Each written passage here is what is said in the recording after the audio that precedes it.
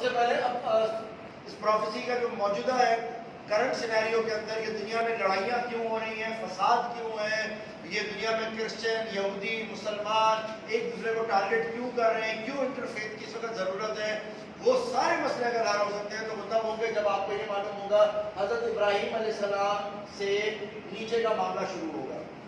حضرت ابراہیم سے سمجھنا سارا ضروری ہے۔ حضرت ابراہیم وہ رسول ہے کہ جن کو ایک نظام دے کے بھیجا گیا، ایک پراپر نظام حضرت ابراہیم کو دے کے بھیجا گیا۔ حضرت ابراہیم سے کے دو بچے ہیں، ایک کا نام ہے اسماعیل، ایک کا نام ہے اسحاق۔ حضرت اسماعیل ان کے بیٹے ہیں، یہ وہ والے بیٹے ہیں جن کو آخر میں ذبح کرنے کی آپ کا حکم دیا گیا، جو آپ بڑھاپے کی ایج میں ان کو دیے گئے، اور پھر آپ کو کہا گیا کہ ان کو ذبح کرو۔ ہاجرہ ان کی ماں کا نام ہے ہاجرہ، اور دوسری طرف ایک بیگم ہے جن کا بیٹا ہے جن کا نام ہے اسحاق۔ اب آپ یہ سمجھیں کہ حضرت ابراہیم علیہ السلام وہ پہلے شخص ہیں کہ جن کو اللہ تعالیٰ نے کہا کہ میں تمہارے کو امام بنا رہا ہوں، اب میں تمہارے کو امام بناتا ہوں۔ تو حضرت ابراہیم کو یہ بات کہی گئی۔ اس وقت جیسے ایک باپ اپنے لیے اچھا چاہتا ہے، ایک اجر چاہتا ہے، تو اس میں حضرت ابراہیم نے کہا کہ کیا یہ چیز میرے بچوں کے اوپر بھی لاگو ہوگی؟ بہت امپورٹنٹ ہے سننا۔ انہوں نے کہا کہ کیا یہ چیز میرے بچوں پر لاگو ہوگی؟ اس پر اللہ تعالیٰ نے جواب دیا کہ بے شک تمہارے بچوں کے اوپر بھی یہ امامت آئے گی، مگر میرا وعدہ ظالموں کے ساتھ نہیں ہوگا۔ بڑا کیٹیگوریکلی اللہ نے کہہ دیا کہ ظالموں کے ساتھ میرا وعدہ نہیں ہے، لیکن تمہارے کو یہ ضرور ملے گا۔ ٹھیک ہے، حضرت ابراہیم تک یہ والی بات چیز آ جاتی ہے۔ اب حضرت ابراہیم کے حضرت اسحاق کے ایک بیٹے ہیں جن کا نام ہے یعقوب۔ یعقوب کا جو لقب ہے وہ ہے بنی اسرائیل۔ یعقوب کا جو لقب ہے وہ بنی اسرائیل۔ ہمارا موقف یہ ہے کہ بنی اسرائیل کا مطلب ہوتا ہے رات کو چلنے والا، یا اس کا عبرانی میں ترجمہ ہوتا ہے عبداللہ کا۔ لیکن دوسری طرف اگر آپ یہودیوں کے پاس جائیں اور موجودہ یہودیوں کے پاس جائیں اور ان کی کتاب ڈیٹرانومی میں دیکھیں کہ what is the meaning of بنی اسرائیل، تو وہ ہے جو شاکنگ ہے، وہ سمجھنے کے بعد آپ کو سمجھ میں آئے گا دنیا سے ہم کیوں لڑ رہے ہیں اور کیا وہ ہے۔ وہ بہت امپورٹنٹ ہے سمجھنا، جو بک آف ڈیٹرانومی میں بنی اسرائیل کی تاریخ دی گئی ہے۔ I will explain it to you later۔ حضرت یعقوب کے بیٹے حضرت یوسف۔ حضرت یوسف کا جو ٹائم پیریڈ ہے یہ سب سے زیادہ گولڈن پیریڈ تصور ہوتا ہے بنی اسرائیل کی ایج میں۔ سب سے زیادہ گولڈن پیریڈ اگر کوئی ہے تو وہ حضرت یوسف علیہ السلام کا ہے۔ وہ یہ والا پیریڈ ہے جن کو مصر میں جا کے حکومت دی گئی، اور یہ مصر میں آئے۔ اس وقت کس کی حکومت تھی مصر کی؟ مصر کے اندر کون بیٹھتے تھے، کیا تھے، یہ چیز ہم بعد میں ایکسپلین کرتے ہیں۔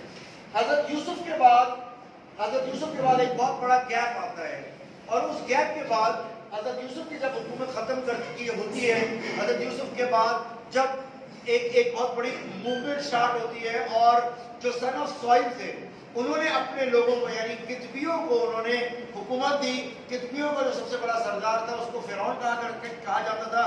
جب فرعون کے پاس حکومت آئی تو انہوں نے کیا کیا؟ یہ ایک بالکل غلط اور بکواس قسم کی تاریخ آپ لوگوں کو بتائی جاتی ہے کہ یہودیوں کو مارا جاتا تھا، ان کو پیٹا جاتا تھا، ان سے بڑے بڑے پیرامڈس بنوائے جاتے تھے۔ یہ بالکل بوگس بات ہے۔ موجودہ تمام ریسرچ اس بات کو بتاتی ہیں کہ جنہوں نے اتنے بڑے بڑے پیرامڈس بنائے they were very skilled laborers۔ اس کے اندر جو لیبر مرا ہے ان لیبرز کے ساتھ تو تحفے تحائف رکھے جاتے تھے۔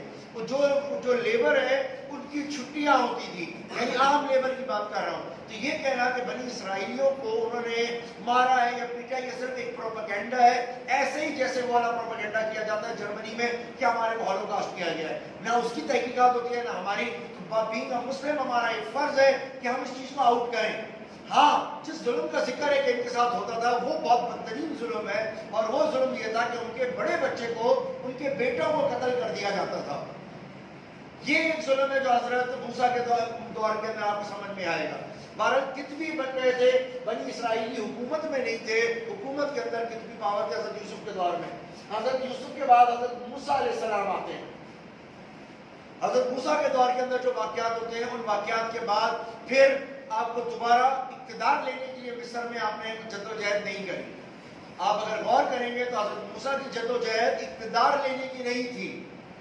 although he was a king، بادشاہ کی حیثیت تھی ان کی، نبی کے ساتھ بادشاہ کی حیثیت تھی، مگر انہوں نے مصر میں یہ نہیں کہا کہ ہماری حکومت ہو۔ انہوں نے کوئی ایک منظم فوج بنا کے فرعون سے لڑائی نہیں لڑی، بلکہ وہ وہاں سے قوم کو لے کے چلے گئے تاکہ ان کو پیوریفائی کیا جائے۔ وہاں آنے کے بعد موسیٰ کے بعد پھر ہمارے پاس آتی ہے جب بنی اسرائیل بڑی مشکلوں میں رہتی ہے تو پھر یہ دعا کرتے ہیں. جب دعا کرتے ہیں تو اللہ تعالیٰ ان کو طالوت بخشتا ہے, ایک بادشاہ ملتا ہے طالوت. وہ طالوت کا داماد ہوتے ہیں حضرت داؤد علیہ السلام. حضرت داؤد علیہ السلام کے بعد ان کا ایک اچھا پیریڈ شروع ہوتا ہے بنی اسرائیلیوں کا. حضرت داؤد کے بعد باری آتی ہے حضرت سلیمان کی. حضرت سلیمان کا جو دور ہے یہ وہ دور ہے جس کو آئیڈیلائز کرتے ہیں یہودی, اور آج دن تک وہ اس دور کو آئیڈیلائز کرتے ہیں. یہ وہ دور تھا جب ہوا میں حضرت سلیمان کا تخت اڑا کرتا تھا. یہ وہ دور تھا کہ دنیا کی ہر قوم ان کے تابع تھی. اتنا طاقتور دور تھا کہ جس کے اندر سب کچھ تھا. اللہ تعالیٰ نے ہر چیز ان کے حوالے کر دی تھی, یہاں تک کہ جنات بھی ان کے قابو میں تھے, اور اس سے وہ اتنے بڑے بڑے کام لے رہے تھے. اس دور کو آئیڈیلائز کرتے ہیں کون؟ بنی اسرائیلی, اور کہتے ہیں ہمیں یہ وہ دور چاہیے. اس دور کو وہ ڈھونڈتے ہیں کہ ہم جس کو چاہیں گے اپنے پاس بلا لیں گے. وہ انفلوئنس ہوئے اس بات سے کہ حضرت سلیمان کو پتہ چلا ملکہ سبا کو, تو ملکہ سبا کو بلوا لیا اور ملکہ سبا کا تخت لے لیا اور شادی کر دی, اور یہ سارے معاملات یہ آئیڈیلائز کرتے ہیں اس دور کو. یہ ڈھونڈ رہے ہیں اس مسیحا کو جو اس قسم کی حکومت لا کے ان کو دے. یہودی بنی اسرائیل ڈھونڈ رہے ہیں, ان کی سائیکالوجی یہ بنی ہے. وہ اپنے بچوں کو یہ والی سائیکالوجی بتاتے ہیں. حضرت سلیمان کا ایک بہت امپورٹنٹ دور ہے. حضرت سلیمان کے انتقال کے بعد پھر آپس کی لڑائیاں اور بہت کچھ ہوا, تو پھر باری آئی حضرت عزیر علیہ السلام کی. حضرت عزیر کا بڑا امپورٹنٹ ٹائم ہے. اس ٹائم کے اندر بیت المقدس کے حالات کیا تھے, کن کن لوگوں نے اٹیک کیا, اور پھر حضرت عزیر نے کیسے پورے دین کو پیوریفائی کیا, جس کی وجہ سے حضرت عزیر کو اللہ کا بیٹا یہودیوں نے تصور کرنا شروع کیا. حضرت عزیر کے بعد یہ سلسلہ چلتا گیا تو رومنز آ چکے تھے. رومنز نے آنے کے بعد اس بیت المقدس کے اوپر اپنا قبضہ جما لیا. رومنز کا سٹائل یہ تھا کہ وہ اپنا ایک گورنر متعین کرتے تھے شہر میں. لوکل لاز, فیملی لاز, جو بھی لاز ہوتے تھے وہ اس ملک کے اپنے لوگوں کے ہوتے تھے. ان کا ایک بڑا پادری اپنے پاس رکھتے تھے, ان کا مولوی, ان کا پادری, ان کا ایک ربائی اپنے پاس رکھتے تھے, اور جو ذاتی قوانین تھے وہ ان سے کرواتے تھے. اور روم کو مقصد یہ تھا کہ بھائی تم پیسہ دو اور ہمارے پاس پیسہ جائے تاکہ ہم فتوات کریں. رومن سٹائل یہ تھا. یہ سیکنڈ کلاس سٹیزن بن گئے تھے. اگین حضرت ابراہیم عیسیٰ علیہ السلام کے دور میں دیور ویٹنگ فار سم مسیحا, کہ کوئی مسیحا آئے اور وہ مسیحا آنے کے بعد ہمارے کو ان چیزوں سے باہر نکالے. تب اللہ تعالیٰ نے حضرت عیسیٰ علیہ السلام کو ایک مسیحا کے طور کے اوپر بھیجا. حضرت عیسیٰ علیہ السلام جب آئے تو ان کی تبلیغ صرف اور صرف اتنی تھی کہ تم پاک ہو جاؤ, تم بہتر کام کرو تاکہ تمہیں اللہ تعالیٰ تم سے خوش ہو. جب خوش ہوگا تو کیا دے گا؟ تمہارے کو باغات دے گا جس میں نہریں بہ رہی ہوں گی, جس میں گھر سونے کے بنے ہوئے ہوں گے, جس میں تم جہاں تک نظر ہوگی وہ جگہ تمہاری ہوگی. تو obviously وہ جس جگہ کی بات کر رہے تھے وہ جنت تھی. مگر یہاں لوگوں نے کہا کہ ہمیں تو دنیا میں یہ چیزیں چاہیے, ہمیں تو دنیا میں چاہیے. جب دنیا کی بات آئی اور انہوں نے کہا میں تو آخرت کی بات کر رہا ہوں, تو پھر یہاں کنفلکٹ ہوا اور انہوں نے کہا بھائی ہم اس موسیٰ کو نہیں مانتے, ہم عیسیٰ کو نہیں مانتے, اور انہوں نے عیسیٰ کا انکار کر دیا. پھر عیسیٰ کو رستے سے ہٹانے کے لیے انہوں نے بڑے ڈرامے رچائے, بڑے طریقے کے اس طرح سے حضرت عیسیٰ کو ہٹائیں. پھر حضرت عیسیٰ کو ہٹانے کے لیے انہوں نے ایک پلان بنایا. ہمارے نزدیک حضرت عیسیٰ علیہ السلام کو اللہ تعالیٰ نے اپنے پاس اوپر بلا لیا. کیسے بلا لیا؟ جو تھوڑی دیر پہلے میں کہہ رہا تھا کہ بینگ اے مسلم یہ ہمارا کام ہے, to find out those doors of the heavens. ان دروازوں کو ڈھونڈیں, ان جگہوں کو ڈھونڈیں جہاں سے ہم اوپر جا سکتے ہیں اور نیچے آ سکتے ہیں.